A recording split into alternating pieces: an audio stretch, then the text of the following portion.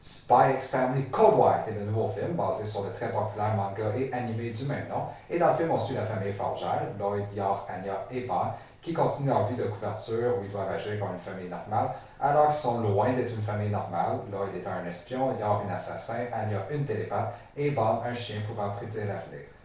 Et au début du film, Lloyd se fait enlever ses fonctions dans l'opération Strix et Anya doit participer à une compétition où elle doit cuisiner un dessert pour le proviseur de l'école. Et le gagnant se voit donner une Stella et Lloyd, voulant absolument qu'Anya se fasse donner une Stella pour pouvoir revenir à l'opération Strix, décide qu'il va faire le dessert préféré du proviseur, une Méré Méré, qui se fait seulement dans un pays étranger et donc ils doivent aller dans ce pays étranger-là pour apprendre à le faire. Et rendu à ce pays-là, il se rend compte qu'il y a une opération qui est en train de se faire qui pourrait causer des grands dommages dans le monde. Le film est déjà un énorme succès au Japon. En fait, c'est sorti il y a quelques mois et à date, ça a fait des milliards de yens, ce qui n'est pas vraiment surprenant parce que au Japon, Spy X Family est un phénomène. C'est un des animes les plus populaires du moment, sinon le plus populaire. C'est énorme là-bas. Pour vous donner une idée, j'ai été au Japon l'an passé et j'ai été dans plusieurs magasins où il y avait des marchandises d'anime et dans tous ces magasins-là, il y avait une grosse section dédiée juste à Spy X Family. C'est vraiment gros là-bas. Et honnêtement, j'espère que le film aura autant de succès ici parce que honnêtement, le film m'a donné tout ce que je voulais d'un film de Spy X Family. Il y a de l'effort, de l'imagination et de la créativité qu'on voit tout le long du film. L'animation a été vraiment peaufinée. On voit que le budget a vraiment été augmenté au niveau de l'animation parce que c'est vraiment très beau à voir, surtout dans les scènes d'action qui impliquent Lloyd et Yor principalement. Et si vous avez la chance de voir ça au grand écran, allez le voir, ça vaut vraiment la peine.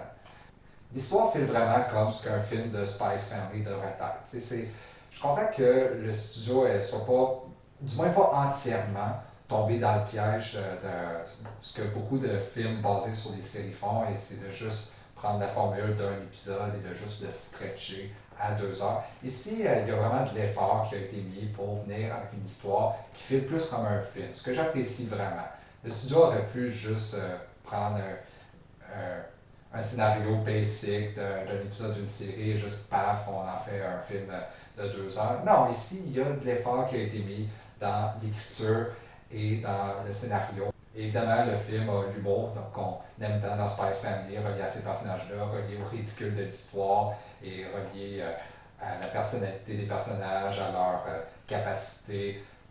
Et quelque chose que j'ai apprécié du film aussi, c'est qu'ils ont pris un cliché que d'habitude je suis vraiment pas un fan, qui est celui du malentendu, où ce que Yor pense que Lloyd est en train de la tromper en la voyant avec une autre fille, mais là elle commence à s'imaginer des choses. Et d'habitude je suis vraiment pas un fan de ce cliché-là, mais heureusement ils ont pris ce cliché-là et ils l'ont mis à leur avantage en reliant ça avec la personnalité de Yor et de Lloyd pour créer du bon humour. Et pour vrai, j'ai ri avec ce cliché-là. Et heureusement, ça ne dure pas longtemps, ça se règle assez vite, ce cliché-là. Donc, ils ont trouvé une bonne balance. Ils ont su combien de temps ils devraient l'utiliser pour pas que ça devienne redondant.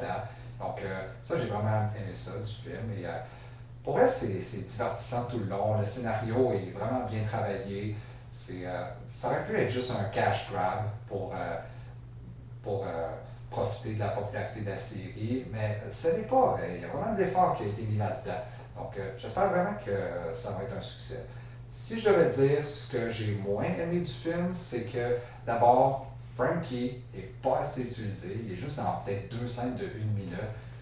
Frankie, il est super underrated. J'aimerais vraiment qu'il soit plus utilisé. Dans le film et dans la série. Dans la série, il est quand même utilisé, là, mais j'aimerais qu'il l'utilise plus. J'espère qu'on peut l'utiliser dans saison 3. Et aussi, il y a un bout du film qui se fie un peu trop à l'humour de toilette, que je suis vraiment pas un fan, honnêtement, parce que